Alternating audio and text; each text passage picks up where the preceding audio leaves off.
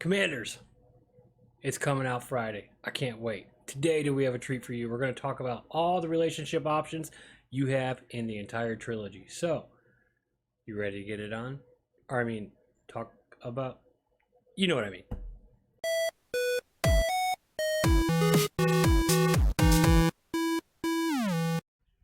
Welcome back, YouTubers. We are less than 48 hours away. We are ready to start our Let's Play. We do have a question for you. Where are you going to watch your streams? Are you going to watch them on YouTube or Twitch? Let us know in the comments below. And please, if you haven't already, hit the subscribe button. Join the squad. We're going to have live streams coming through constantly about this game and then additional news as it's reported. So if you want to be a part of that, please join the channel, like the video, subscribe for more Mass Effect content. So first, let's get into Mass Effect 1 and the love interest there. Basically, I want to start off, when we play these games, we're basically the author of our own Commander Shepard. And whether we choose our Commander Shepard to be a spacer first, a community first spacer, or a renegade soul survivor that is thrust into the highest important position on humanity's greatest stage since the First Contact Wars, we have a tremendous impact on the world around us.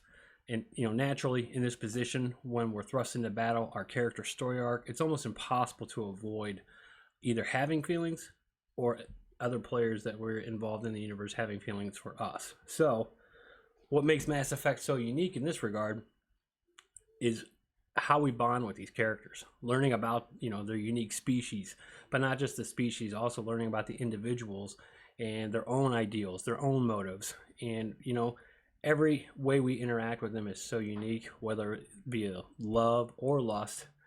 We get to choose which way we kind of interact with these people, provided that, it's reciprocated. So going over the romances, let's begin.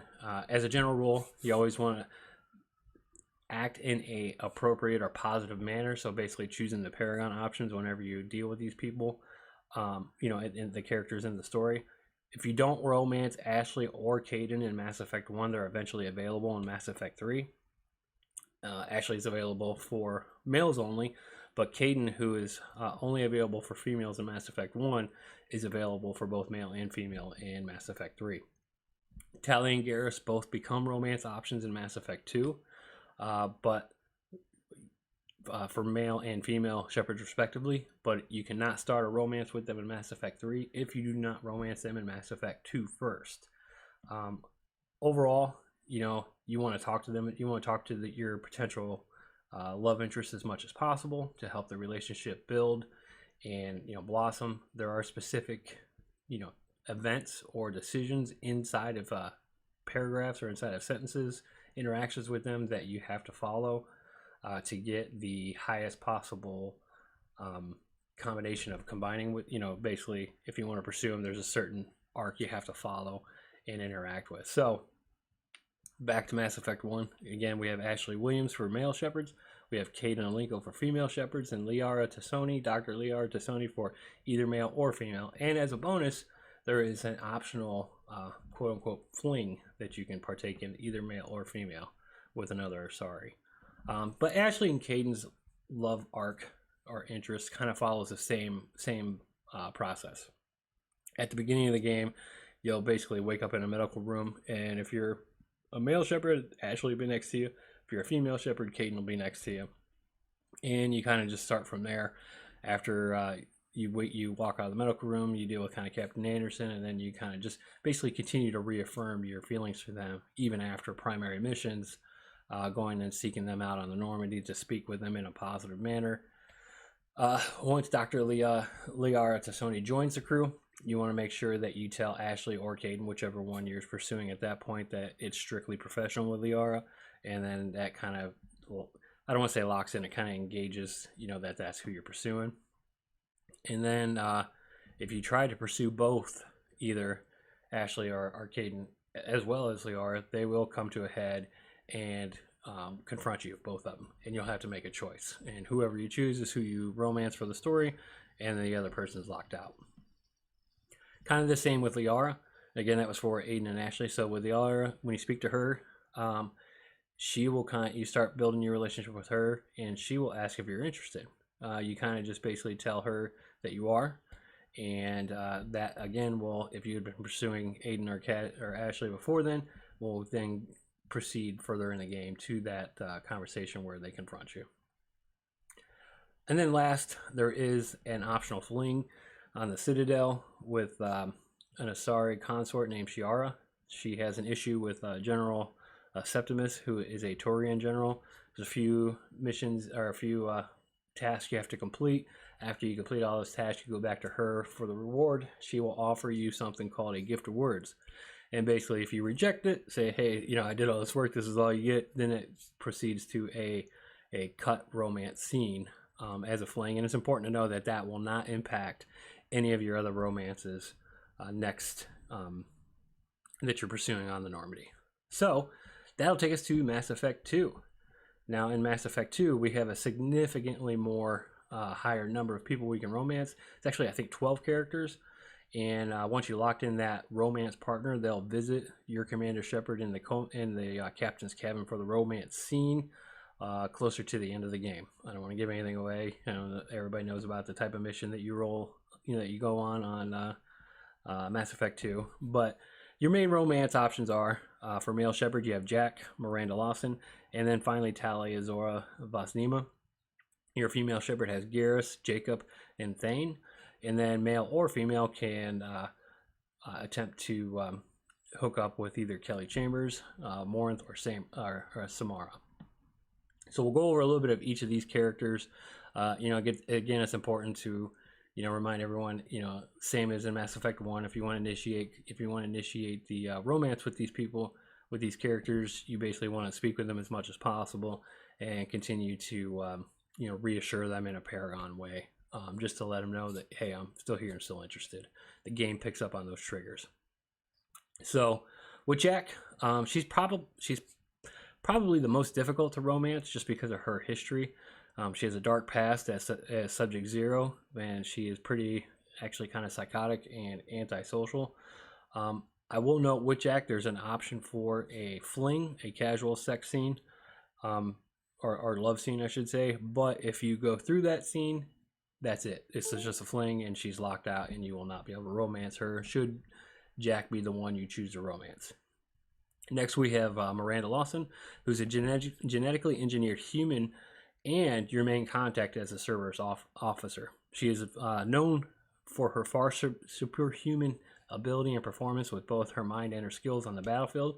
And while she can be a little cocky about it, in really all aspects of her life, she's kind of insecure that her genetic enhancement, you know, has really greatly contributed to her success as a person. Even though she's human, she struggles with it because she was genetically engineered. Miranda is also standoffish, and she's slow to act with love. But once you kind of break that barrier down and begin flirting with her, things really kind of take off, and her character kind of really opens up to you, and it's a really good love story arc.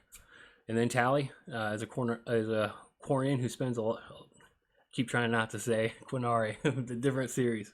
A Quarian who spends her life inside of a protective suit due to her race's weakened immune systems.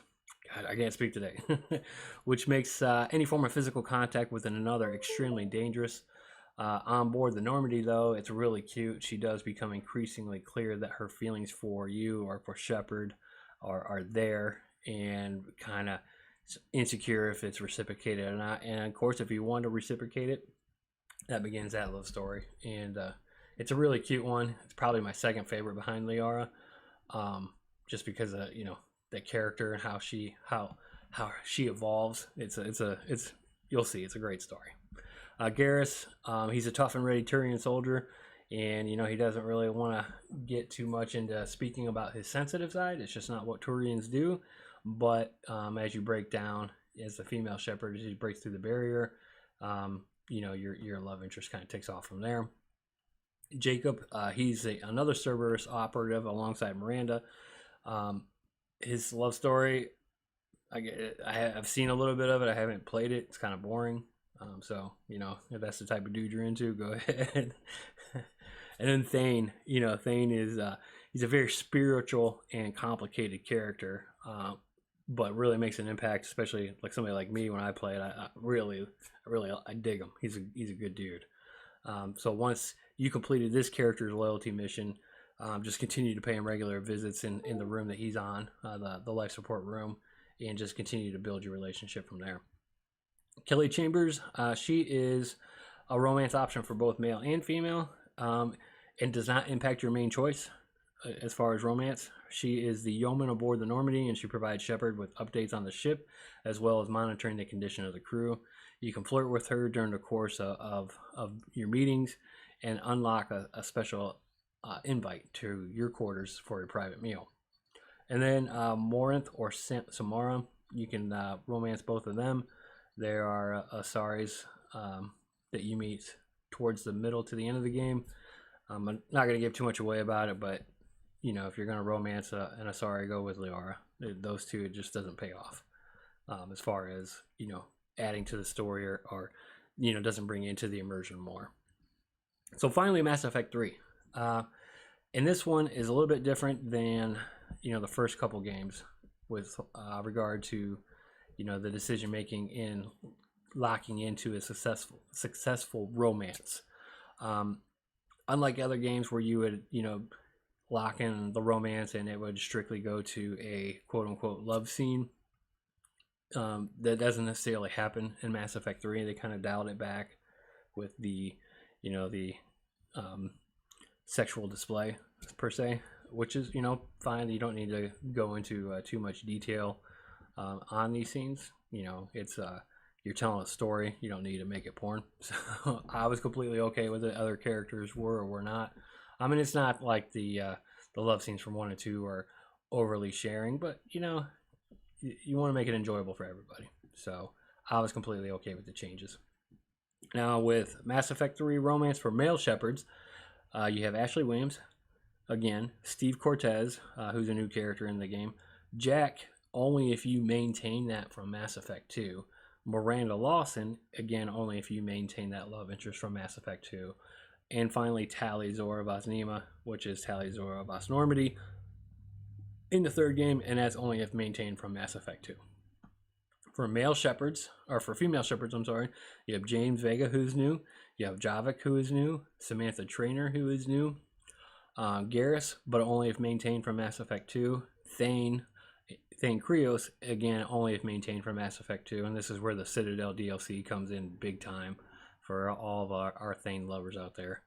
And then unisex male and female Shepard, you have Diana Ellers, Kaidan Alenko, Liara Tassoni, Kelly Chambers, again, only if maintained from Mass Effect 2, and Samara, only if maintained from Mass Effect 2. So let's kind of go over a little bit of the important points to reaffirm the relationships with some of these characters. I definitely would encourage anyone to continue relationships throughout the series. It just makes the story that much better as opposed to starting new at the end of the series. It's not my favorite thing to do, and I don't think it's as rewarding or as immersive as you want this game to be, you know, depending on how you play. So with Ashley, you'll meet on the Citadel at Apollo's Cafe, talk to her about her father, then respond positively to her questions about where your relationship's going. For Garrus, when Garrus arrives on the Normandy, you want to speak to him and reaffirm your affections, and then later meet for a date at the Presidium, which will have the option to commit to your relationship. Jack, after you pick her up at Grissom Academy, it's a mission that you'll play. Emergency evacuation and priority. The Citadel 2 missions find Jack at the Purgatory Bar. Agree with her comments about fighting alongside her to reaffirm your romance. Kaidan, again, basically respond positively to his questions about the relationship at Apollo's Cafe. As you notice, both Ashley and Kaidan kind of follow the same story arcs. Kelly Chambers, following the priorities, the Citadel 2 mission, speak to Kelly after finishing each subsequent story mission. And after a while, she'll basically say, hey, who's this significant other? And should you reply, that person is Kelly, for a quick romance interaction, you'll continue to pursue her and be able to commit to her. Liara, again, you'll meet her at the Citadel close to the Meridian Place Market to talk to her about her family before following the opening the option to discuss commitment and the relationship. And Miranda, again, you can speak to after warning Miranda about the dangers that she could face. She later invites you to her private room on the Citadel. Comfort her after she makes revelations to confirm your relationship. Samantha, you can invite her to your quarters, and this is again for female shepherds only. You invite her to your quarters, let her use your shower, and then there's a few prompts. Steve Cortez, you guys will take store leave together. You'll find him at the Purgatory Bar, dance with him, and then you'll be optioned to kiss him, which is basically the prompt to commit to your relationship. And Tally, after the diplomatic talks, use the intercom to call Tally up to your quarters, then pick up the appropriate responses to commit to your relationship. But you need to do this before you start the priority Ragnarok mission. Ragnarok mission. Otherwise, you'll not be able to complete the bromance. So that's it. That goes through all the options we have for Mass Effect Romance. I don't know about you guys. I'm super excited. We're less than 40 hours away. I'm going to be live streaming. Again, let us know in the comments where you want to watch this. If you're going to watch on YouTube, if you're going to watch on Twitch, let us know. That'll help us determine where we choose to go ahead and stream, because we don't know yet. And again, do us a favor, subscribe, join the squad, and be ready to watch more Mass Effect videos. So gamers, that's it for today. See you out there soon, and until next time.